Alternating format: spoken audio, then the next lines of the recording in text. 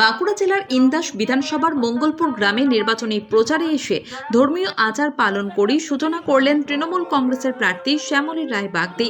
সোমবার সকালে তিনি মঙ্গলপুরের খড়গেশ্বর শিব মন্দিরে পুজো দেন এবং এলাকার শান্তি ও উন্নয়নের জন্য প্রার্থনা করেন।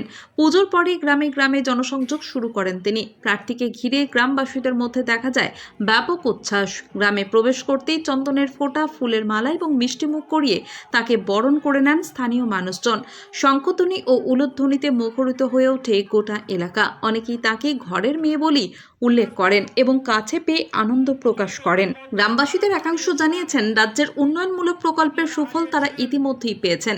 সেই কারণেই তারা শ্যামলী রায় বাগদির উপর আস্থা রাখছেন এবং আসন্ন নির্বাচনে তার জয় সম্পর্কে আশাবাদী।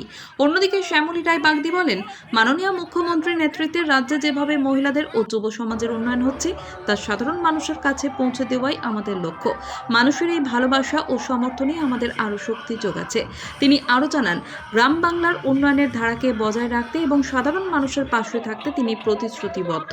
মঙ্গলপুরে প্রচারের সময় তার সঙ্গে ছিলেন স্থানীয় তৃণমূল নেতৃত্ব ও কর্মী সমর্থকেরা। বাঁকুড়ার ইন্দাস থেকে মিলন পাজার রিপোর্ট, MBS নিউজ।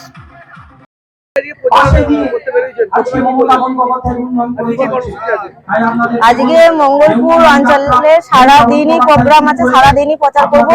এটা ইন্দাস বিধানসভার অন্তর্গত মঙ্গলপুর অঞ্চল। এই মঙ্গলপুর অঞ্চলে প্রথমে আমরা প্রচার শুরু করেছি বাবা খড়গেশ্বরের মন্দিরে পুজো দিয়ে আমরা প্রচার শুরু করছি।